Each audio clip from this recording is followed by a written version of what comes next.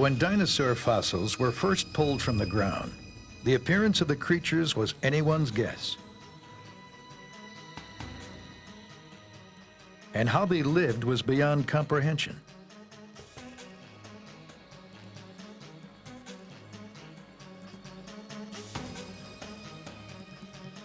But from Argentina to Wyoming, great discoveries and bold new thinking suggest these ancient creatures were faster, more agile, and more complex than once imagined.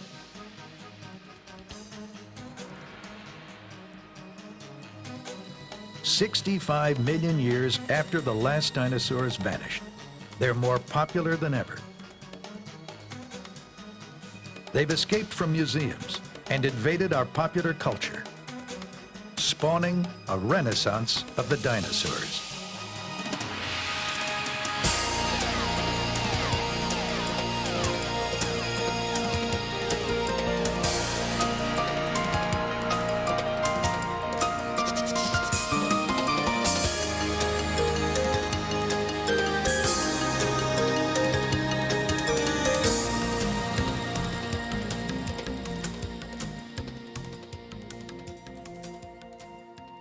For over 150 million years, a group of animals unlike any today ruled our planet.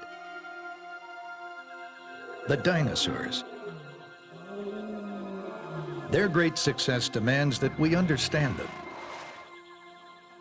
But their remains are silent. Today, scientists like Jack Horner are struggling to find what they were really like. Horner is one of the paleontologists responsible for redefining our modern image of dinosaurs. His groundbreaking discoveries and keen insights have helped answer questions that have lingered for more than 100 years.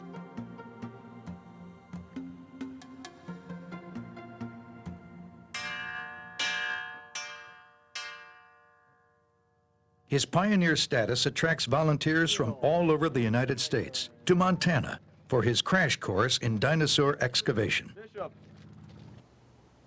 The students live in traditional Native American teepees, designed to withstand howling winds that sweep off the nearby Rocky Mountains. Horner believes that the focus of paleontology is changing. Instead of settling for knowing what dinosaurs looked like, we now need to know how they lived. In the old days, people were looking for display pieces. They were looking for things to put in museums. So they would go out, they would find a dinosaur. They were looking for individual dinosaurs, and they were looking for something big. So they'd go out, they'd find a dinosaur, they'd dig it up, they'd bring it back, they'd prepare it, they'd put it on display, and then they'd go look for another one. And they weren't doing science. It was more in line with sort of the P.T. Barnum spirit. Nowadays, most of us, I think, are very interested in how dinosaurs live. In the 1970s, Horner's research led him to the debate over the link between dinosaurs and birds, an issue that's nagged paleontologists almost since the beginning of the science. As early as 1839, dinosaurs were classified as reptiles, even though some had hip bones like modern birds. Not much was made of the similarity until 1861, when an astonishing fossil was pulled from a German quarry. Named Archaeopteryx, it looked like a small dinosaur, but with one major difference: it had feathers. Some scientists would later declare it the missing link between birds and dinosaurs. But others refuted the idea because it lacked the specialized collarbone, a wishbone considered to be the fundamental trait of birds and their ancestors. The dinosaur bird theory gathered academic dust for 100 years. In 1978, Horner found some hard evidence to all but resolve it. A chance encounter in a Montana rock shop led him to the discovery of a lifetime. Horner and a colleague were in their first year as excavators when they stopped at a small fossil shop in Bynum, Montana, not far from the Canadian border. The owners were delighted when Horner was able to identify some of the fossils on display. The bones that she had found turned out to be a large duck-billed dinosaur. And as I was leaving the shop, she said, "Oh, by the way, there are a couple little bones here I would like you to look at." And she pulled out two tiny little bones, both of which I immediately recognized as baby duck-billed dinosaur bones. Horner was astonished. He knew how incredibly rare baby dinosaur bones were and how much could be learned by finding more. The shop owners agreed to close up early and take the dinosaur hunters to where the bones had been found. In pasture lands just east of the Rocky Mountains, they showed Horner the source. It would become the wellspring from which most of his future research would flow. He proceeded to uncover numerous bones of baby dinosaurs buried in a bowl-shaped depression that he determined was a nest. It was a historic find. The first nest of baby dinosaurs ever discovered. What's more, that bones belonged to a previously unknown kind of duck-billed dinosaur. Nearby, he discovered hundreds more bowl-shaped depressions and realized that he'd found an entire nesting area. Many of them held fossilized eggs. He called the new site Egg Mountain. Only once before had dinosaur eggs and nests of this scale been found. In 1923, the American Museum of Natural History in New York sent the flamboyant Roy Chapin Andrews on a lavish expedition to the Gobi Desert in Mongolia. The expedition found a total of 50 eggs, individually and in nests. They wrapped their treasures in camel hair and loaded them in crates to carry home.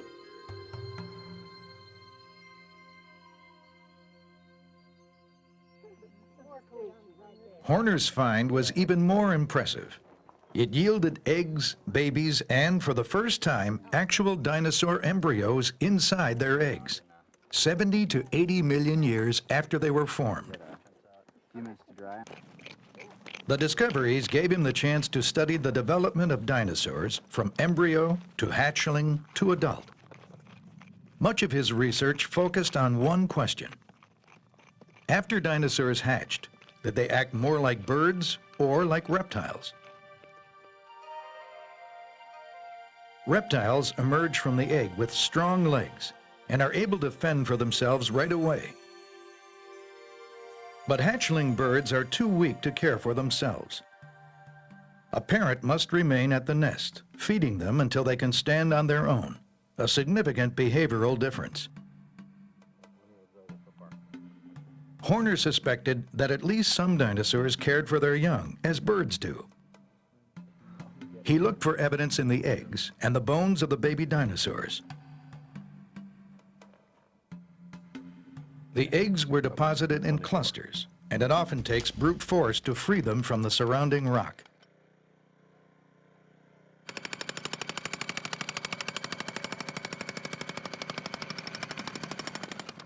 A more delicate touch is used to scrape away the finer particles. Finally, the specimens are wrapped in burlap and plaster to be transported back to the museum for further study. In the lab, Horner and his colleagues began experiments to determine if baby dinosaurs could stand on their own when they emerged from their eggs. They needed to look at the structure of the hatchling's leg bones. Strong bones meant they could stand on their own and leave the nest like reptiles. Weak bones would suggest more helpless, bird-like behavior. Could a discovery combined with ingenuity bring us closer to understanding dinosaurs?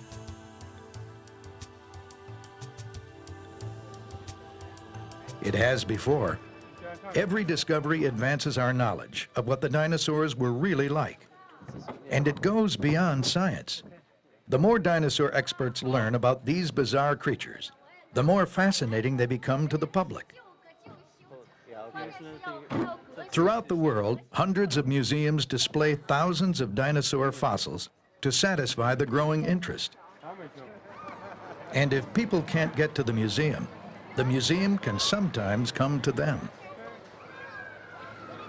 DinoFest International is an annual exhibition of dinosaurs and ancient life from around the world.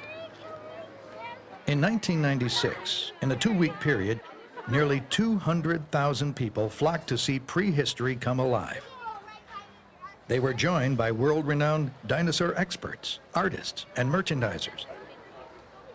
DinoFest was the brainchild of paleontologist Don Wohlberg at the Philadelphia Academy of Natural Sciences. We have dinosaurs for the first time put in one place from every continent. So there are people interested in the wonderful animals from China, dinosaurs from Canada, US. Of course, T-Rex is extremely popular and unpopular. Scares some kids.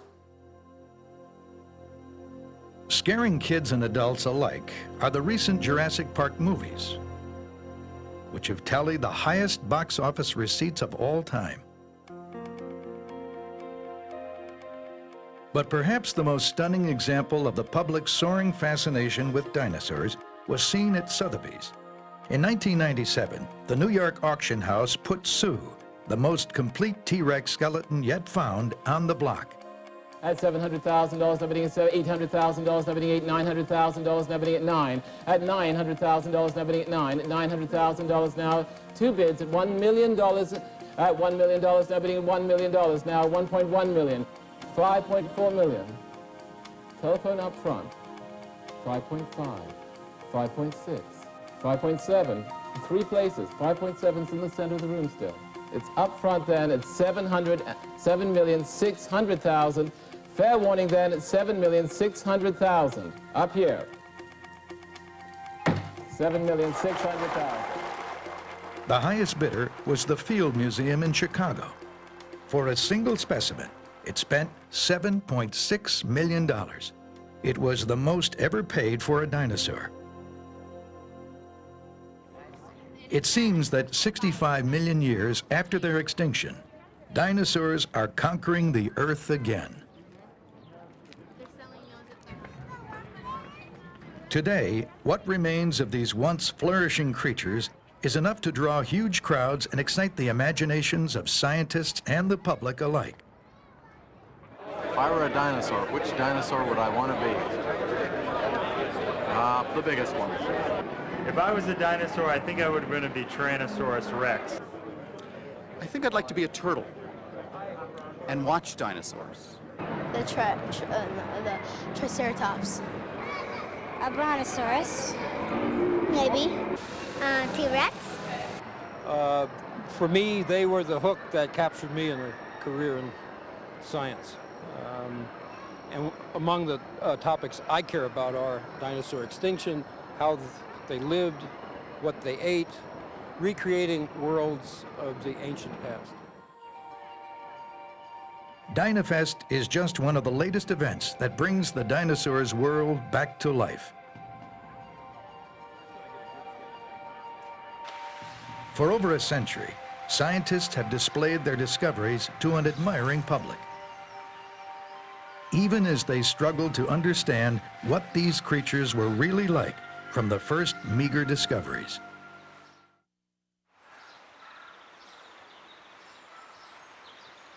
The first public display of dinosaurs was in 1854. It occurred at Crystal Palace Park, just outside of London. Some 40,000 people came to see life-size sculptures of long-vanished creatures. On the banks of a man-made lake stood replicas of many ancient animals. And on islands lurked the most popular sculptures by far, the dinosaurs. Huge and hulking. For the first time ever, scientists had collaborated with artists to put flesh on their bones. Each reconstruction represented the best that science had to offer.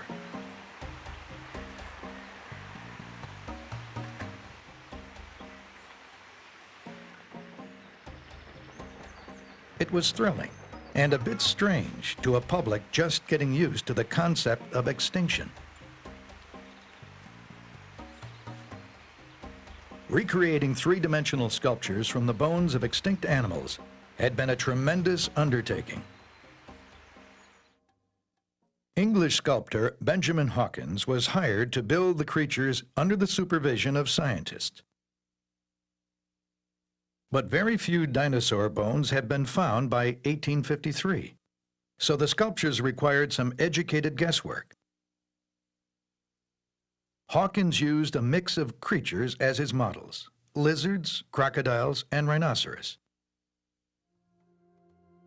He labored for years on the project. As it neared completion, he held an unusual dinner party. Distinguished guests were served inside the belly of an unfinished dinosaur model. Hawkins had good reason to celebrate. The Crystal Palace exhibition became the crowning glory of a new science that was just beginning to understand dinosaurs. Through the ages, people had probably always come across dinosaur fossils, but had no idea what they were. In the 3rd century AD, dinosaur bones discovered in China were thought to be the remains of dragons. Ancient Greeks believed they were from a race of giants. It wasn't until the 18th century that Europeans, on the brink of the Industrial Revolution, started to question what the strange bones found in their mines and quarries were all about. When the first bones were found, the idea of extinction and the age of the Earth were virtually unknown. No one understood where the bones could have come from or how old they were. But the work of a few leading scientists would soon provide an explanation.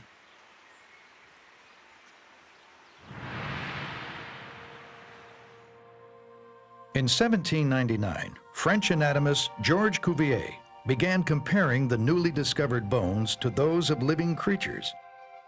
He noted similarities and declared the bones were very old and the animals they came from no longer existed. It was a radical idea that launched the science of paleontology, the study of ancient life. In 1818, Oxford professor William Buckland applied Cuvier's ideas to a partial skeleton he found in an English quarry. He noted the similarity to bones of modern reptiles and named this new creature Megalosaurus, or Great Lizard. 5 years later, English Dr. Gideon Mantell found a huge jaw. The teeth resembled those of an iguana, so he called the creature Iguanodon. As more discoveries came to light, English anatomist Richard Owen in 1841 published a paper in which he classified these new creatures in a single group called Dinosauria, meaning terrible lizards. From then on, they would be known as the dinosaurs. Later, Owen would supervise Benjamin Waterhouse Hawkins as he recreated the new discoveries at Crystal Palace. They were works of tremendous imagination, but were based on limited information and riddled with inaccuracies. Megalosaurus was shown as merely a scaled-up version of a generic reptile, ambling on 4 legs. Now we know it stood upright, a swift, 2-legged predator like T-Rex.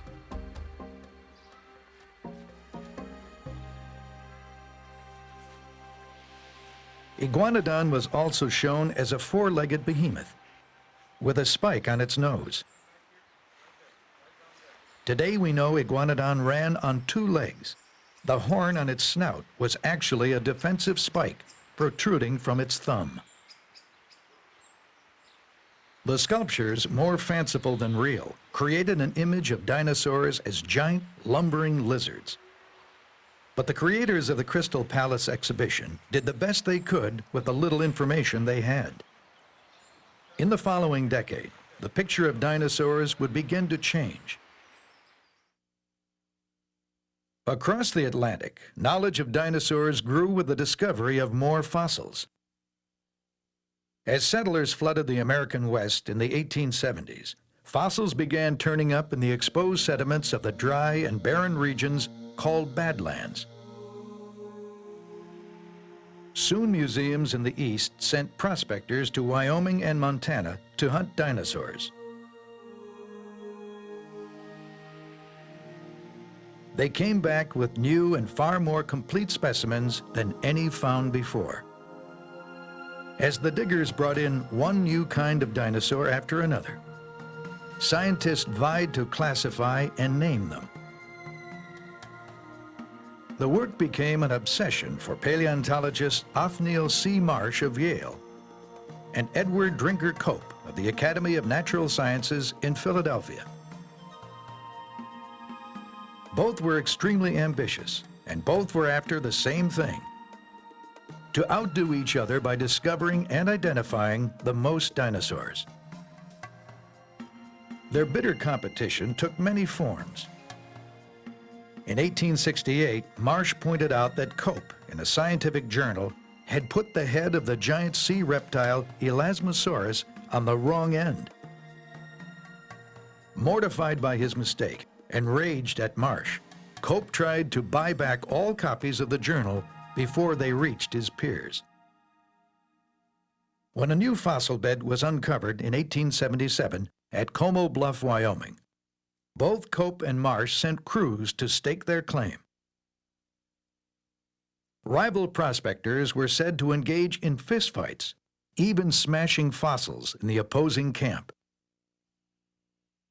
On one expedition, Marsh hired 2 Army scouts as escorts.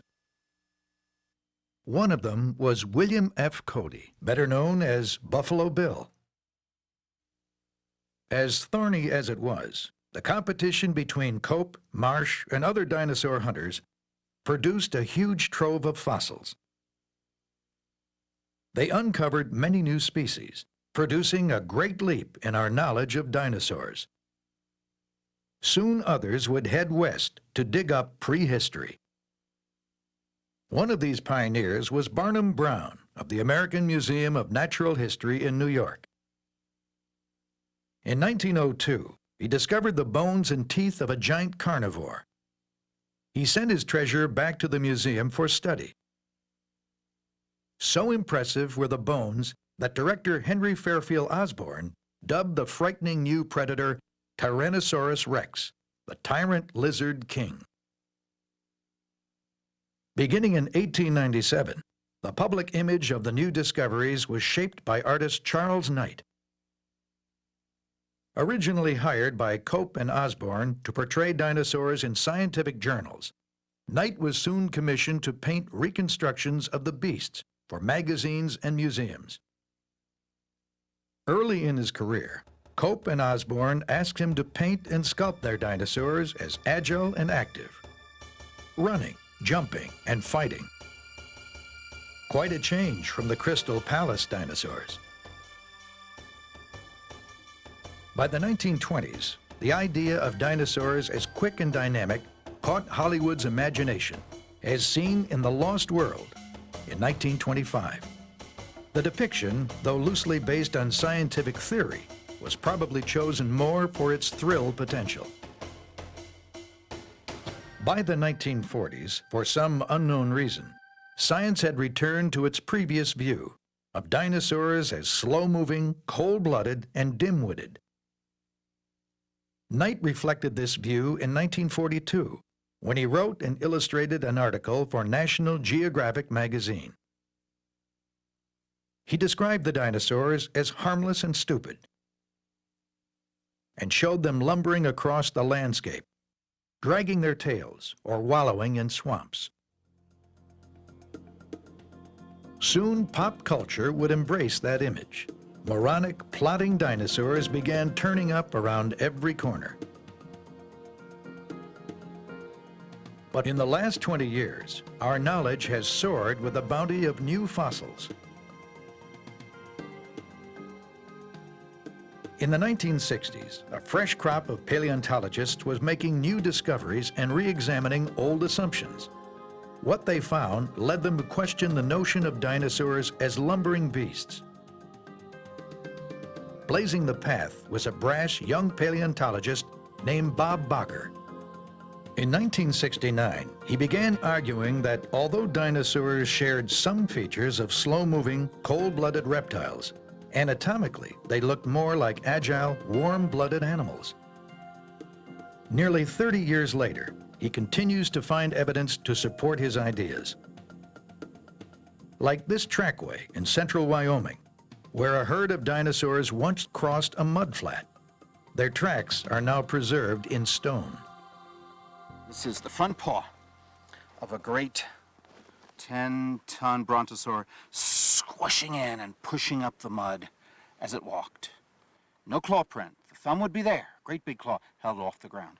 And behind it, the much larger hind paw carrying 3 times as much weight with 3 claws. 1, 2, 3. All chisel-edged, facing outwards. And there are probably several hundred of these guys, all walking the same direction. These tracks go 100 yards that way, 50 yards that way. This was one big herd, adults and babies. Crisscrossing the trackways of the brontosaur herd are meat-eating dinosaurs. Some little ones, maybe this tall, roughly the weight of a coyote, and some taller, roughly the weight of a big mountain lion, 300–400 pounds. What they were doing, I don't know, but some of them were moving pretty fast. Some of them were going around back the brontosaur herd, some cutting in the front, probably trying to keep out of the way, maybe looking for the small fry, stirred up by these, this enormous weight of unstoppable herbivores. From the spacing of their prints, Bakker has determined the meat-eating dinosaurs were as fast and agile as mammals. There's a simple equation that lets you calculate how fast these dinos were going, if you know how tall they were and how long the stride was. Now this meat eater is about as tall as I was. Look at this. Can barely do that. I can't walk comfortably with that stride. This guy was running. He was going about 14 miles an hour. Some of the tracks that have been found nearby indicate speeds of up to 40 miles an hour in spurts, and the average speed of all these meat eaters is 7 miles an hour. That's a good clip. That's the clip that coyotes and wolves and hunting dogs and hyenas use when they're scurrying around looking for food. That's a hot-blooded pace. In 1986, Bakker presented his radical ideas to the public in his book, The Dinosaur Heresies. In it, he illustrated his theories with his own drawings, showing how the anatomy of the dinosaurs made them faster and more agile than reptiles. It was groundbreaking and controversial, but slowly won over many of his critics. He believes past notions about dinosaurs are the result of scientists trying to fill in the missing pieces of a complex puzzle. This is a wonderful head.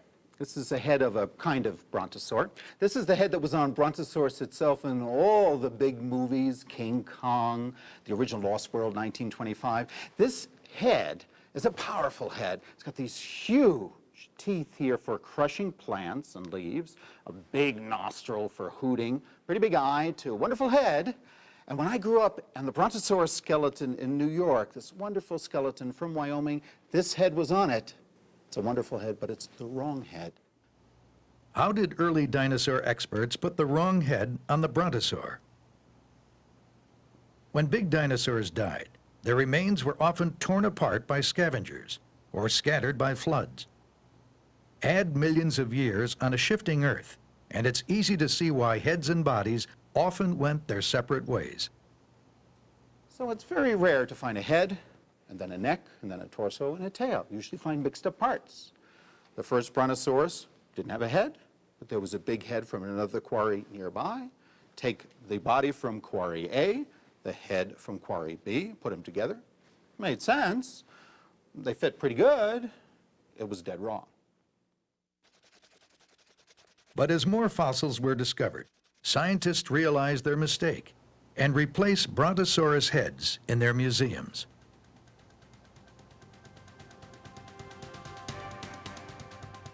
Bacher's hunting ground is Como Bluff in central Wyoming. He returns every summer to search for more dinosaur relics. He's joined by groups of graduate students hoping to make their mark in the field. They'll likely have little to show after a long day in the blistering heat.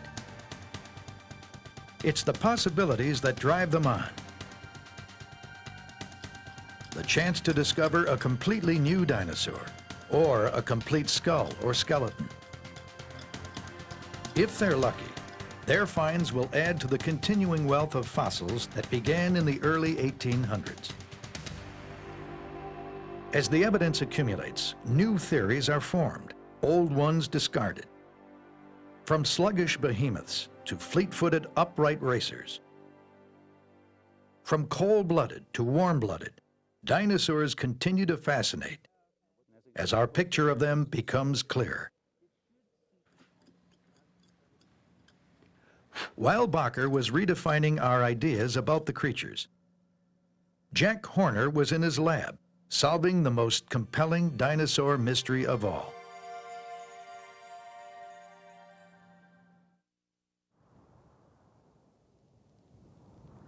At Egg Mountain in Montana, Jack Horner's dinosaur eggs provided an opportunity to test whether dinosaurs were bird-like or reptilian. He took his treasure to the Museum of the Rockies in Bozeman and devised an experiment. The answer to his question was written on the bones of the dinosaur hatchlings.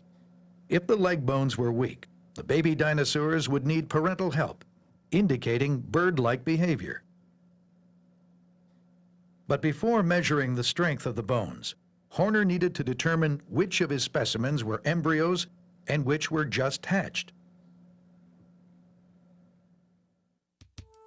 A computer enabled him to visualize the largest embryo that could fit inside the egg. Any that couldn't fit must have been hatchlings. Once he identified a hatchling leg bone, he cut a thin cross-section of it. From its microscopic structure, he could determine if it would have been strong enough to bear the creature's weight. He concluded these baby dinosaurs were too weak to stand on their own. They depended on their parents to care for them. Bird-like behavior, never heard of in dinosaurs before. He appropriately named the new dinosaur Maiasaur, the good mother lizard. With his new knowledge about Maiasaur behavior, Horner headed back to Egg Mountain. After years of digging, he concluded that 80 million years ago, the surrounding area was a giant dinosaur nursery. Adult Maiasaurs must have shuttled back and forth to feed their young. It would have been as crowded as the nesting colonies of many seabirds today. We know they nested in colonies, and some of the nests that we have looks as though the nests were 25, about the length of an average adult apart from one another, which is similar to birds.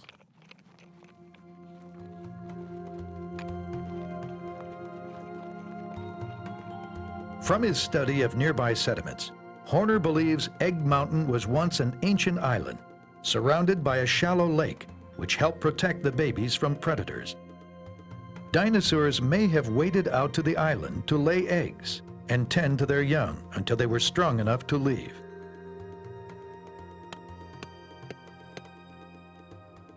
Through the accumulation of fossils and the shrewd analysis of paleontologists such as Horner and Bacher, the uniqueness and diversity of the dinosaurs is becoming ever clearer.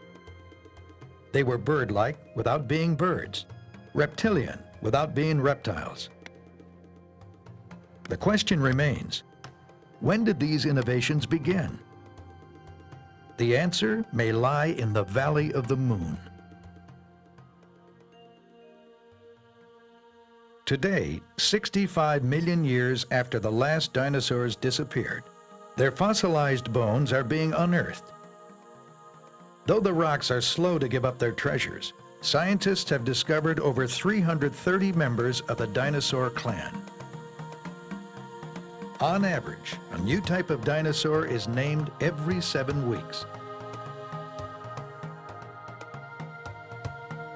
At the foot of the Andes Mountains in Argentina lies a rugged, barren landscape known as Ischigualasto. In English, the Valley of the Moon. 230 million years ago, this was a dense and shady forest. Stalking through it were small but menacing creatures, the first known dinosaurs. Buried here, along with their bones, is the secret of their dominance.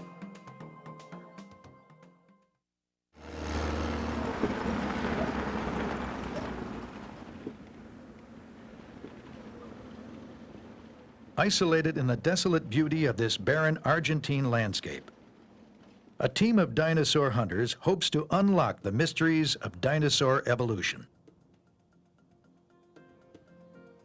Ischigualasto, the Valley of the Moon, is one of the most productive fossil quarries in the world. Erosion caused by wind and rain, combined with a seasonally dry climate, have exposed layers of sediment dating back almost 300 million years. From a central camp, 80 miles from the nearest town, the team, led by American paleontologist William Sill of the University of San Juan in Argentina, makes daily expeditions to other parts of this 105,000-acre region. Sill has explored this valley for 25 years. It's one of the best places in the world to study the roots of dinosaur evolution and understand what made dinosaurs unique among the other creatures that shared the planet. This valley is just about the only place in the world where you have a complete sequence of sediments that have fossils in them and that show the story of the origin of the dinosaurs. And that's very rare, very hard to find. Descending through one of the valley's many canyons, Sill and his colleagues go back millions of years. Each layer of sediment that surrounds them was laid down at a different point in the Earth's history. To understand why the dinosaurs rose to dominance, they must go back to sediments some 230 million years old. It's the first of 3 geologic periods in which the dinosaurs lived, known as the Triassic. It lasted from 248 to 205 million years ago. The middle period is the Jurassic, from 205 to 144 million years ago. It was dominated by the largest known dinosaurs, the sauropods. The last period was the Cretaceous, beginning 144 million years ago. It gave rise to Tyrannosaurus rex, Triceratops, and Velociraptor. Then, 65 million years ago, the Cretaceous ended, and the dinosaurs mysteriously vanished. Dinosaurs were already becoming the dominant species by the middle of the Triassic.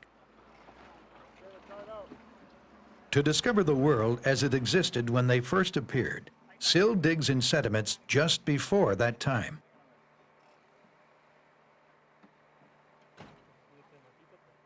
The dominant creatures of this earlier period were reptiles that had begun to acquire some features of modern-day mammals.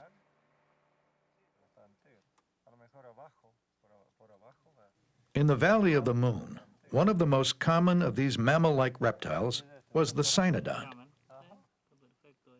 This is the skull of a cynodont, one of the mammal-like reptiles, very common here, possibly an omnivore, probably a vegetarian. When you look at the skull, this is how we find them. And it doesn't look like much at first, but if you look closely, you can see the outline of the eyes here, the snout down here, and back here, the large temporal openings where the muscles that pull the jaw together came up through. And here's actually part of the lower jaw sticking up through this opening. Now these were on the line to mammals. They have some of the characteristics of mammals. Mammal-like reptiles sprawled low to the ground like reptiles, with larger brains and complex teeth like mammals. They seemed to be well on their way to becoming the dominant animals that mammals are today. But then their future was jeopardized. To find out how, Sill takes his expedition higher up the eastern slope at Ishigolasto. The Red Cliffs hold sediments from the final years of the Triassic period. Here, mammal-like reptile fossils are almost non-existent. In their place are the bones of a new kind of creature, the dinosaur. What happened? Part of the answer comes from one of the earliest dinosaurs found here, Herrerasaurus, dating from 225 million years ago. It had all the tools necessary to trounce its rivals, the mammal-like reptiles. It was a 10-foot-long, 500-pound meat-eater. Most remarkable were its legs. Its unique knee and hip joints allowed it to move on 2 feet, a bipedal stance that gave it the agility and speed to surpass the low-slung, mammal-like reptiles. It also freed up its forelimbs. He was bipedal, so his forelimbs were used for grasping, raking, tearing apart the prey.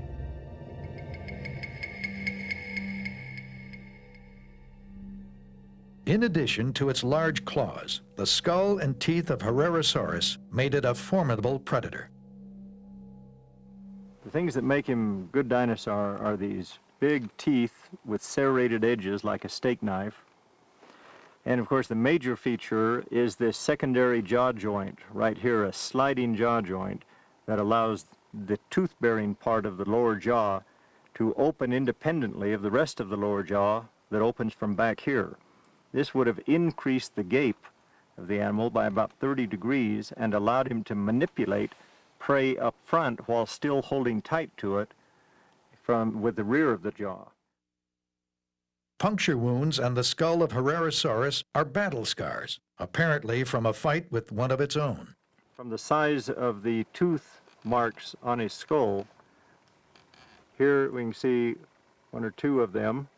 Puncture wounds. There's another puncture wound down here. From the size of these, it looks like it was the same critter. They may have been fighting over a killed prey. At the time it was discovered, Herrerasaurus was the most primitive dinosaur ever found. But since it had already developed features similar to later meat-eating dinosaurs, it couldn't have been the first. Instead, it was believed to have been a very early stage in the evolution of carnivorous dinosaurs like Tyrannosaurus rex. The search continued for an even more primitive dinosaur. In October 1991, one of Sill's graduate students, Ricardo Martinez, found one. His team uncovered the bones of a dinosaur roughly 3 feet long, barely the size of a dog.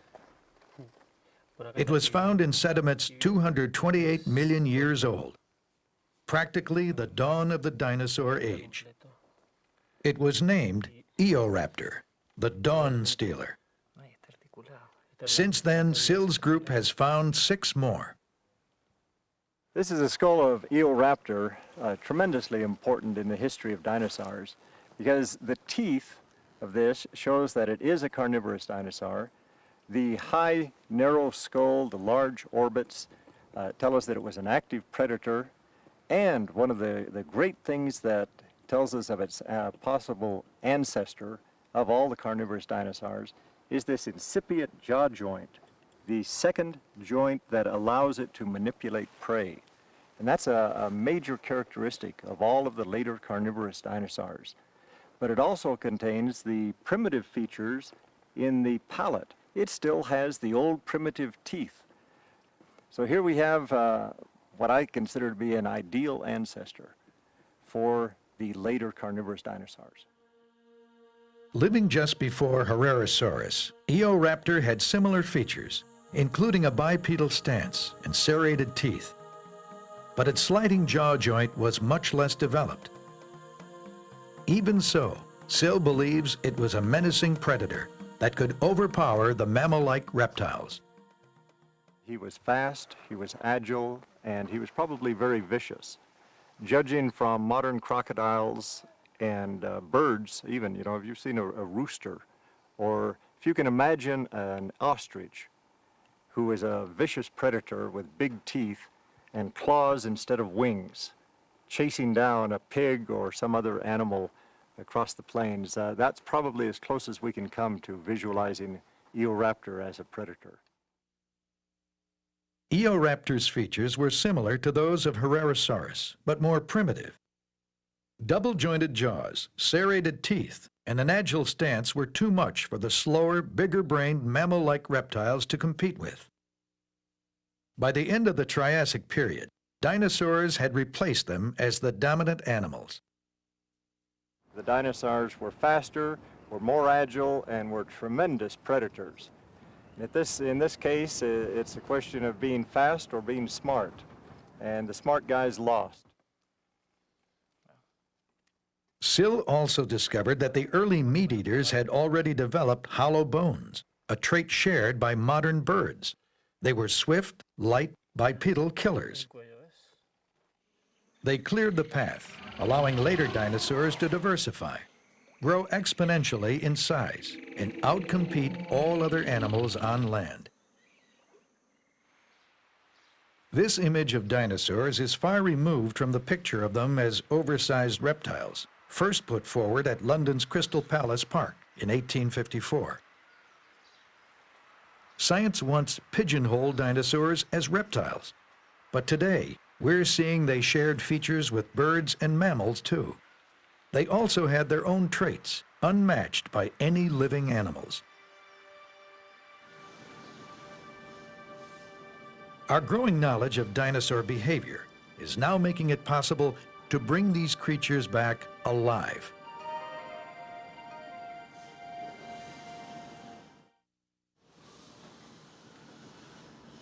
Generations of dinosaur scientists have seen their discoveries transformed into public attractions that bring ancient worlds back to life. Today's version is a theme park being created by Walt Disney Imagineering. Engineers and artists are taking everything we currently know about dinosaurs and making them almost as real as they were 100 million years ago. According to science liaison Casey Brenna, the job still leaves room for interpretation.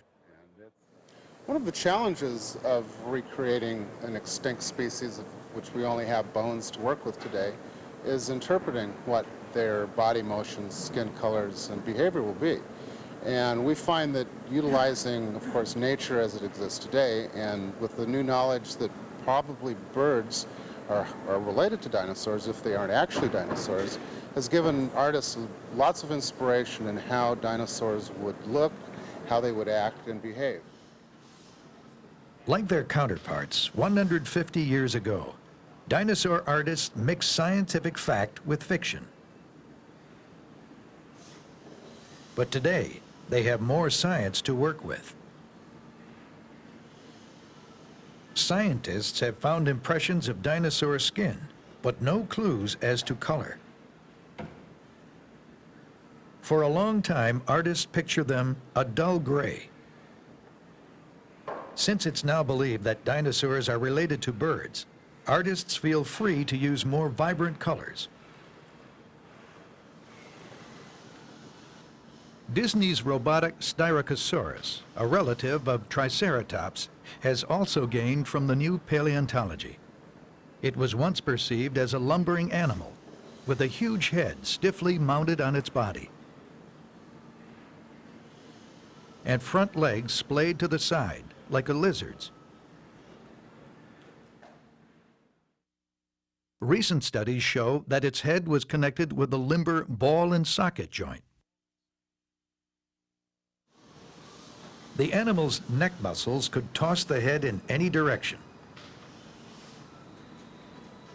Though we're getting closer to knowing how dinosaurs lived, moved, and acted,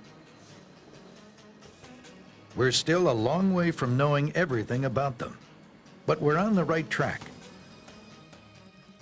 19th century scientists greatly expanded dinosaur science. More recently, men like Jack Horner and Robert Bacher have done the same. Inevitably, the discoveries and theories of today will be disputed in the future. But one of the new ideas is not likely to change, that far from being giant reptiles, dinosaurs were among the most complex, diverse, and successful creatures that ever existed.